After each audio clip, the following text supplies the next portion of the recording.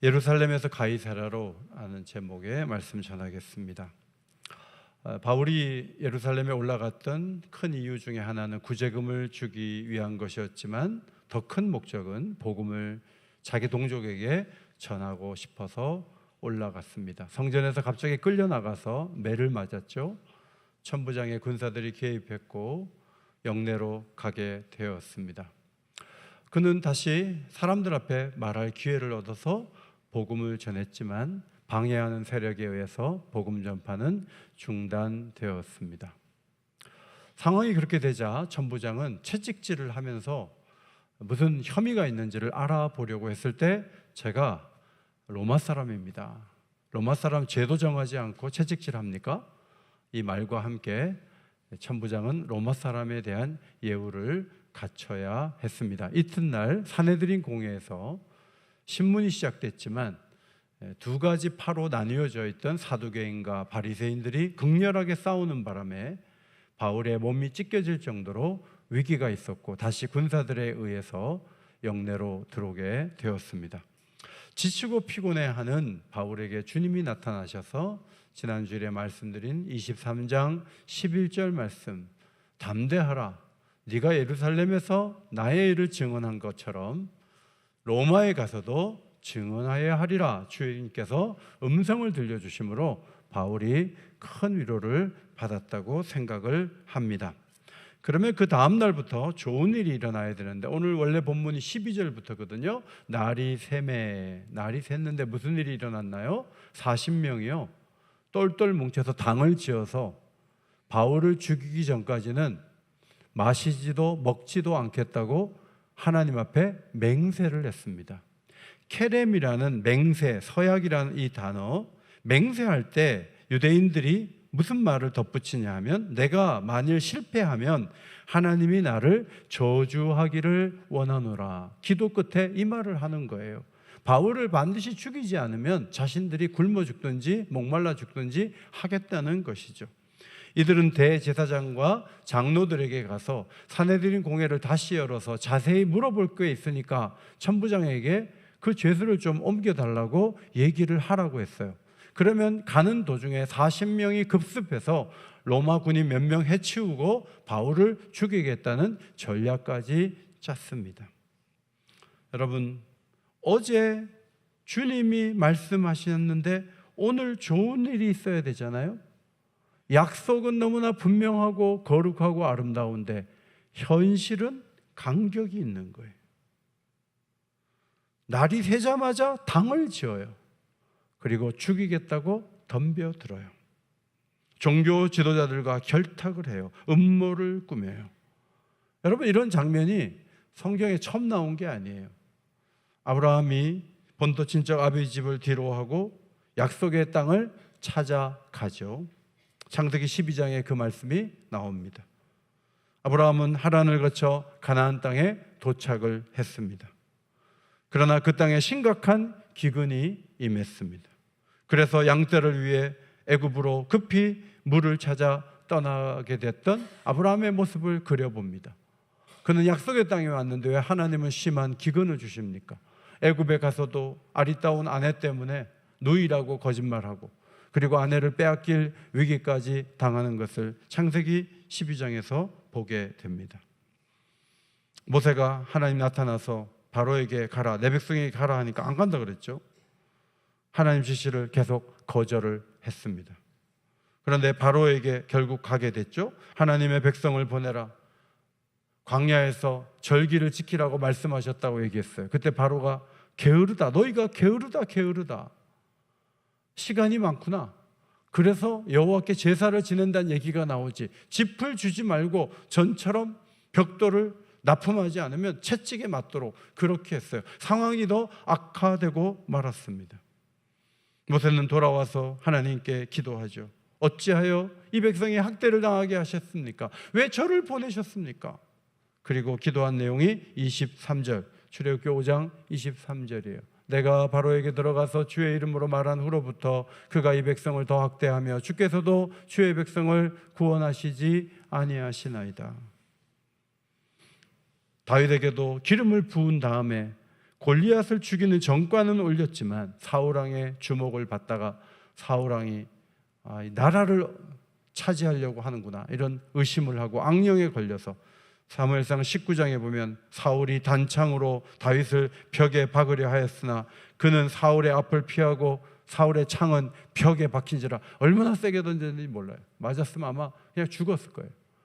다윗이 도피했어요. 여러분, 그 앞에 기름 붓는 말씀이 나오거든요. 기름 못하러 부어요. 기름 부었으면 이제 왕이 되게 해줘야 될 거 아니에요. 그런데 왜 피해 다니게 만들어요? 하나님은 도대체 무슨 일을 하고 계신 것입니까? 신앙생활이 쉽지 않아요. 왜 쉽지 않은지 아세요? 어제 주신 약속을 오늘 바로 이루어지지 않아요. 어제 분명히 아멘하고 확신을 가졌는데 오늘은 설명하기 어려운 일이 막 일어나요. 신앙생활이 쉽지 않아요. 도대체 예수 믿어서 무슨 유익이 있다는 거야? 이런 회의감이 찾아오는 거죠. 바울에게도 회의감이 찾아왔겠지만 그런 것을 기록하지 않고 그 어려운 상황을 어떻게 헤쳐나갔는가를 성경은 보여주고 있습니다. 16절 이하에 놀라운 청년 한 명이 등장하죠. 바울의 생질, 조카입니다. 누이의 아들이에요. 안토니아 요새로 들어왔어요. 이 요새는 감옥처럼 완전히 밖으로 분리된 것이 아니라 가족들이 찾아오면 면회도 가능한 공간이었습니다. 바울에게 결정적 도움을 준 것은 천사도 지진도 선지자도 아닌 평범한 청년이었습니다. 바울은 내가 그를 위하여 모든 것을 잃어버렸다고 쓴 것을 보면 로마 시민으로서 꽤 부유하게 살았을 것으로 보이는 그 아버지의 상속권 정도도 그는 쉽게 포기하고 복음을 위한 헌신자로 움직였던 것으로 보입니다. 그 어머니는 그 아들을 애정을 갖고 계속 기다렸겠죠. 바울의 누이의 아들은 삼촌 바울처럼 예루살렘에 와서 율법을 가지고 훈련을 받는 시간을 보냈는지도 몰라요. 그런데 유력한 집안의 아들이다 보니까 음모를 꾸미는 그 내용, 정보를 듣게 되었던 것이고 그 정보를 듣고 그것을 삼촌에게 와서 얘기를 하게 되었습니다. 바울은 한 백부장을 청하여 이 청년을 천부장에게로 인도하라고 요청을 했습니다. 바울이 들었던 얘기를 전할 수도 있고 백부장이 전해줄 수도 있지만 그 말을 직접 들었던 사람이 전하는 것이 가장 좋겠다는 판단을 했던 것입니다. 천부장은 바울의 조카를 만나게 되었습니다. 이 만나는 태도를 보면 바울을 점점 신뢰하고 있다는 것을 느낄 수 있어요. 19절입니다. 천부장이 그의 손을 잡고 물러가서 조용히 묻되 내게 할 말이 무엇이냐. 바울의 조카가 두 가지를 얘기하죠. 혹시 유대인들이 공회를 연다고 해서 우리 삼촌 보내달라 그러면 절대 보내지 마십시오. 40명이 맹세하고 죽이기로 결의를 했습니다. 그러므로 이것이 사건이 되지 않도록 잘 방비할 책임이 천부장에게 있다는 것을 주지시켰습니다. 천부장 루시아는 로마 시민 바울이 재판도 받지 못한 채 길에서 죽는 것을 원치 않았고 그렇게 되면 자기가 책임을 져야 된다는 책임감을 더 강하게 느끼게 되었습니다. 천부장은 청년의 얘기를 듣고 백부장 2명을 불렀습니다. 제3시 우리 시간으로 저녁 9시에 보병 200명과 기병 70명과 창병 200명 도합 470명을 준비하여 바울을 가이사라까지 호송하라고 지시하게 되었습니다. 이런 모습에 대해 제37대 콘스탄티노플 대주교를 지냈던 크리소스톰이라는 설교자는 이렇게 주석했습니다. 호위병들이 왕처럼 바울을 호위했다. 모르드게가 오히려 자기를 죽이려고 했던 사람에 의해서 말을 타고 성을 한 바퀴 돌았던 것처럼 바울도 놀라운 방법으로 하나님이 보호를 해주신 거예요. 하늘에 군대를 보내진 않았지만 상상하지 못하는 방법으로 안전을 확보해 주신 것을 우리는 발견하게 됩니다. 이전에도 능력의 하나님은 베드로를 옥에서 천사를 보내서 건져내신 적이 있습니다. 바울도 이전에 빌립보 감옥에 있을 때 지진이 일어나서 옥문이 열리고 간소와 가족이 세례받는 놀라운 역사를 경험한 적이 있습니다. 이번에는 조카를 통해서 정보를 얻게 하시고 40명이 매복해서 죽일 수 있다는 정보를 들었기 때문에 10배도 넘는 470명의 군사가 동원되어 보호를 받고 이동하게 된 것을 우리는 발견하게 됩니다. 매복하던 이들이 너무 늦은 시간에 군사들이 이동할 뿐만 아니라 로마군을 40명의 유대인이 당해낼 수는 없었기 때문에 아예 길에서 죽이는 것은 시도도 하지 못했죠. 복음 전하는 자를 해하고 맹세까지 하며 죽이려던 자들의 모든 괴계가 무너지게 되었습니다. 이와 비슷한 상황에서 다윗이 남긴 시가 있습니다. 시편 35편입니다. 내 생명을 찾는 자들이 부끄러워 수치를 당하게 하시며 나를 상해하려 하는 자들이 물러가 낭패를 당하게 하소서. 그들을 바람 앞에 겨와 같게 하시고 여호와의 천사가 그들을 몰아내게 하소서. 그들의 길을 어둡고 미끄럽게 하시며 여호와의 천사가 그들을 뒤쫓게 하소서. 그들이 까닭없이 나를 잡으려고 그들의 그물을 웅덩이에 숨기며 까닭없이 내 생명을 해하려고 함정을 팠사오니 멸망이 순식간에 그에게 닥치게 하시며 그가 숨긴 그물에 자기가 잡히게 하시며 멸망 중에 떨어지게 하소서. 여러분, 이유 없이 여러분을 어떻게든 무너뜨리려고 하는 시도를 하는 사람이 있습니까? 직장에 있습니까? 친척 중에 있습니까? 그들의 모든 계획들이 무너지기를 주의 이름으로 축원합니다. 하나님의 사람들을 하나님이 지키시는 거죠. 470명에 둘러싸여서 이동을 할 때 다윗은 무슨 기도를 드렸을까? 동일한 시편 35편 9절 그리고 28절 앞에 보시고 읽겠습니다. 시작. 내 영혼이 여호와를 즐거워하며 그의 구원을 기뻐하리로다. 나의 혀가 주의 의를 말하며 종일토록 주를 찬송하리이다. 교황과 황제로부터 독일 사회의 이단자로 찍혀서 이제 법적 보호를 받지 못하게 된 루터. 여러분, 법적 보호를 받지 못한다는 건 뭐냐면 현대차나 LG 엔솔 같은 그런 작업장에서 갑자기 쇠사슬로 묶어가지고 어디다 옮겨 놓는 게 가능한 것은 법적 보호를 받지 못하면 그렇게 되는 거예요. 너무 놀라요. 아니, 그렇게 투자를 하자고 그렇게 사람을 보내가지고 모든 것을 낮춰가지고 미국에 맞춰갖고 했는데 근로자들이 어제 오늘 일한 것도 아닌데 그렇게 초라하게 사람들을 쇠사슬로 묶었어요. 아예. 허리도 묶고 손도 묶어가지고 갖다 집어넣는 거예요. 법적 장치가 이스타 비자 갖고 안 된다는 걸 알고 있어요. 이때까지 허용해 왔는데 갑자기 그렇게 하는 것은 굉장히 무례한 행동이에요. 루터는 누가 죽여도 아무런 죄가 아닌 그런 상태가 되었습니다. 1521년 4월 18일 보름스 의회에서 최종 신문을 받은 후에 8일째 되던 날 4월 26일 마차를 타고 회의장을 떠나고 있는데 그가 숨을 곳은 아무것도 없는데 당시 황제 선출권을 가지고 있던 비텐베르크의 선제후 프리드리히라는 사람이 루터를 보호하기로 작정했습니다. 그리고 괴한들을 보내서 납치를 했습니다. 저 높은 성 바르트부르크라는 성으로 루터를 데려갔습니다. 저 산 정상에 있는 성이에요. 성 안에서 너무나 힘들었어요. 루터는 사람 만나서 얘기하기 좋아하는데 사람을 만나지 못해요. 가끔은 무겁고 어두운 생각이 엄습했고 잠을 이루지 못하는 밤도 하루 이틀이 아니었습니다. 그런데 루터는 성경을 읽으며 원어 성경 연구에 몰두하게 되었습니다. 성도들의 삶을 갱신할 수 있는 여러 권의 책을 썼어요. 그가 강제적인 치과 생활을 한 것은 1521년 5월 4일부터 이듬해 3월 1일까지 약 10개월 동안이었다고 합니다. 그런데 그가 그곳에서 남긴 가장 위대한 업적이 무엇인지 아십니까?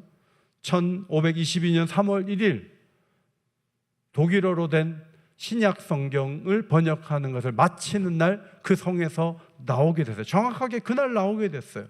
그래서 6개월 후 1522년 9월 21일 독일어 성경이 처음으로 나오게 됐어요. 이 성경을 사람들은 9월 성경이다, 9월달 배포됐다고, 그 다음 루터의 성경이라고 이야기하게 되었습니다. 독일 사람들은 처음으로 이 성경을 읽었어요. 여러분, 루터가 언제 죽을지도 모르는 상황에 처해 있었는데 납치가 되고 성에 갇혀 있었어요. 그런데 하나님은 그곳에서 종교개혁의 놀라운 기초를 마련하셨던 것이죠. 다윗에게 기름을 부은 다음에 사울을 피해 다녔던 세월을 신학자들은 10년 정도 된다 그래요. 여러분, 사람을 기름 부어놓고 빨리 세워줘야 될 거 아니에요. 10년 동안 다윗은 용서하는 법을 배워요. 인내를 배워요. 하나님을 더 크게 소망하며 위대한 시인이 되어서 그의 많은 기록들이 시편에 남아있는 것을 우리가 보게 됩니다. 바울이 예루살렘을 떠나 가이사랴에 가서 재판하는 과정, 이 과정을 사도행전 22장, 23장, 24장, 25장, 26장 5장에 걸쳐서 기록해요. 이 정도 지면이면 세계 전도여행 2바퀴 돌고도 남는 기록을 남길 수 있는 그 분량이에요. 그러면 누가는 못하러 이렇게 5장이나 재판받는 지루한 광경을 우리에게 읽게 합니까? 이유가 뭡니까? 늘 지진이 일어나고 늘 열매를 맺고 늘 세례받고 늘 하나님 역사가 매일 일어나는 것이 바울의 삶이 아니었다는 거예요. 그 하나님의 위대한 사도가 어젯밤에 내가 너를 로마에 보내서 나를 증언하게 할 거야 라는 말씀을 주셨지만 그 다음날 날이 셀 때 40명이 바울을 죽이겠다고 덤비는 그것이 바로 현실이라는 거예요. 거기서 낙심하지 않고 차분하게 재판을 받아요. 2년 동안 그 모진 세월들을 이겨내요. 그리고 하나님의 약속대로 로마로 가서 복음을 전하는 과정도 배가 파손하고 독사에 물리고 수많은 일들이 앞으로도 줄줄이 있어요. 바로 이게 성도의 삶이라는 거예요. 다니엘이 느부갓네살 왕의 꿈을 해몽하는 대로 그대로 이루어지지 않았어요? 느부갓네살 왕이 꿈대로 다니엘이 말했어요. 왕이여, 소처럼 풀을 먹을 거예요. 머리는 독수리 머리같이 될 것이고 손톱이 새 발톱처럼 될 거예요. 그대로 응했어요. 저 낮은 자리까지 내려갔던 느부갓네살 왕이 하나님의 말씀대로 그 위치로 회복되었을 때 그가 하늘의 왕을 찬양하고 경배하며 남긴 말씀이 다니엘서 4장 37절이에요. 앞에 보시고 읽겠습니다. 시작. 그의 일이 다 진실하고 그의 행하심이 의로우심으로 교만하게 행하는 자를 그가 능히 낮추심이라. 여러분, 느부갓네살 왕이 하나님에 대한 평가가 이거예요. 하나님이 진실하시다는 거예요. 여러분, 내가 예상한 대로 삶이 안 풀리니까 하나님이 불의한 게 아니에요.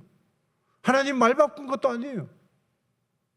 뭔가 꿈을 주시고 복음 안에서 소망을 주시더니 나를 이렇게 짓밟을 수 있습니까? 라고 우리가 말을 할 수 있을지 모르지만 많은 성경의 위대한 인물들이 하나님을 경험한 다음에 하나님은 다 진실하고 의로우시며 공의로운 분이십니다. 수많은 어려움이 올 만한 죄를 지은 것은 없지만 없다 할지라도 하나님은 교만한 나를 이렇게 낮추셨습니다. 그렇게 고백하게 되는 것이죠. 우리가 이 부분에서 놓치지 말아야 될 내용이 뭐예요? 교훈이 뭐예요? 하나님이 여전히 바울을 사랑하시고 바울을 지켜주시고 바울과 동행하시고 바울을 쓰신다는 사실입니다. 우리 성도들이 어려운 일을 당할 수 있어요. 하나님 외면한 거예요? 버스만 조금 늦게 와도 하나님이 나를 사랑하지 않는 거예요? 그게 아니에요. 이런저런 일을 당할 수 있어요. 그러나 마음속에 하나님 나를 사랑하시오, 나를 도구로 쓰기를 기뻐하시오, 하나님 나를 기다리고 계시고 나를 기뻐하시지. 하나님을 바라보는 게 중요해요. 루시아는 총독 벨리스에게 편지를 보내었습니다. 이 편지를 엘로 구임이라고 하는데 제수에 대한 소송 내용을 기록한 공식적인 서신입니다. 27절을 보겠습니다. 이 사람이 유대인에게 잡혀 죽게 된 것을 내가 로마 사람인 줄을 들어 알고 군대를 거느리고 가서 구원했다 그랬어요. 거짓말이죠. 조작된 얘기예요. 유대인에게 잡혀 죽게 된 것을 건진 적은 있지만 자기도 채찍질 하려고 그랬어요. 근데 로마 사람인 줄 알고 뒤로 물러섰죠. 자신이 그렇게 시도했던 것조차도 조작을 해서 없는 일로 만들면서 글을 써요. 여러분, 정치인들이 또 똑똑하다는 사람들이 모든 부분에 정직한가? 그렇지 않죠. 자기가 해놓고도 안 했다고 말을 하죠. 28절에 유대인들이 고발하는 문제를 공회에서 파악하려고 노력했다는 말은 사실이에요. 그리고 천부장의 생각이 29절에 나옵니다. 29절 같이 한번 읽겠습니다. 시작. 고발하는 것이 그들의 율법 문제에 관한 것뿐이요 한 가지도 죽이거나 결박할 사유가 없음을 발견하였나이다. 이들이 교리 문제로 다투는 거예요. 로마법에 의하면 이 사람이 옥에 갈 이유는 제가 보기엔 없습니다. 이 사람은 무죄입니다. 이렇게 적어 보냈던 것입니다. 루시아는 벨릭스 총독에게 암살 음모가 있기 때문에 보낸다고 하면서 유대인들이 이제 고발하러 올 것이라고 이야기했습니다. 지도를 보시면 호송 병력이 예루살렘을 떠나 안드바들이라는 곳까지 56km를 이동하는데 470명이 바울을 쫙 호송하는 거예요. 다음 날이 됐겠죠. 아침이 됐겠죠. 아침에 다시 가이사라로 이동할 때는 기병 70명만 이동해요. 왜냐하면 매복할 만한 데가 없어요. 40명이 덤벼도 70명이 당할 수 있으니까 70명이 바울을 가이사라까지 인도한 것을 보게 됩니다. 벨릭스 총독이 바울을 만났습니다. 어느 영지 사람이냐? 길리기아 사람입니다. 고발하는 이들이 오면 듣겠다 하고 헤롯 궁에 가두었습니다. 헤롯 대왕이 지은 이 궁은 총독 관저와 군사 본부로 사용되고 있었습니다. 우리는 이 시점에 로마 제국이 상당히 법적 장치가 잘 되어 있고 뭔가 제도가 참 좋다 이런 생각을 하면서 총독이 바울을 죄가 없다고 방면하게 될 것을 생각하게 되지만 사실은 낙관적인 미래가 있었던 것은 아닙니다. 이제 바울을 재판할 안토니우스 벨릭스라는 유대 총독, 이 사람은 그렇게 좋은 사람이 아니에요. 이 사람은 과거에 노예였는데 형이 어떻게 황실에 들어가서 황제에게 잘 보여서 자기도 자유인이 되고 동생도 자유인이 되게 해주고 그 다음에 주 52년에 유대 총독으로 일할 수 있는 권한도 황제가 줄 수 있도록 그렇게 형이 애써가지고 이 사람이 총독이 된 거예요. 그는 유대인의 모든 일들에 대해서 무자비하게 진압을 했어요. 역사가들은 노예의 심성을 가지고 왕의 권력을 행사한 인물로 평가합니다. 벨릭스가 결혼한 3명의 여인은 모두 공주였는데 세 번째 부인은 헤롯 아그리파 1세의 딸 드루실라라는 여자였습니다. 바울을 신문하고 재판할 사람이 그렇게 좋은 사람이 아니에요. 노예 근성이 있었고 사람들하고 대화하기보다는 진압 먼저 하는 사람이었어요. 이 문제 많은 총독 앞에서 이제 재판을 받게 되는 것이죠. 여전히 바울의 미래는 어두웠다 이렇게 말할 수 있습니다. 바울은 가이사랴에서 종교적 세력과 사회적 세력, 적대적 세력과 우호적 세력, 예루살렘과 로마 사이에 갇혀 있었습니다. 바울 자신이 생각하기에 나는 로마법을 어긴 적이 없다. 나는 율법을 폐한 적도 없다. 복음은 율법의 완성이다. 나는 죄가 없다. 그런 생각을 갖고 있었겠지만 그러나 불안한 일들이 여기저기 얼마나 많은지 모릅니다. 그는 내적 확신을 가지죠. 주님이 나를 지켜주실 거야. 나를 도와주실 거야. 그 근거가 뭐죠? 23장 11절에 나온 이 주님의 음성이에요. 다시 한번 읽도록 하겠습니다. 시작. 담대하라. 내가 예루살렘에서 나의 일을 증언한 것 같이 로마에서도 증언하여야 하리라. 이 음성을 듣고 견디는 거죠. 2년 동안 견디는 거예요. 여러분 몇 장 몇 절에서 은혜 받고 그 말씀 붙잡고 견딜 수도 있고요. 기도하다가 하나님이 강력하게 주시는 은혜가 있어요. 그 은혜를 받고 하나님께서 기도 시간에 주신 그 확신을 붙들고 오늘 내게 오는 어려움들을 이겨내며 두려움에 갇히지 않을 수 있는 것이 성도가 누리는 축복인 줄 믿습니다. 신사도 운동처럼 늘 주님이 우리에게 말씀하신다는 게 아니에요. 오늘날 성도들에게도 기도할 때 하나님이 찾아와 주셔서 우리의 마음을 붙잡아 주시고, 펼쳐져 있는 일들은 우리를 삼킬 것 같은 큰 파도와 같은 것들이지만 우리가 홀로 있는 것이 아니라 하나님을 우리를 지켜주시고, 하나님이 피난처가 되시고, 하나님이 힘이 되시고, 하나님이 큰 도움이 되셔서 나를 지켜주실 것이라는 확신이 들 때 우리는 두려움에서 자유하게 될 줄 믿습니다.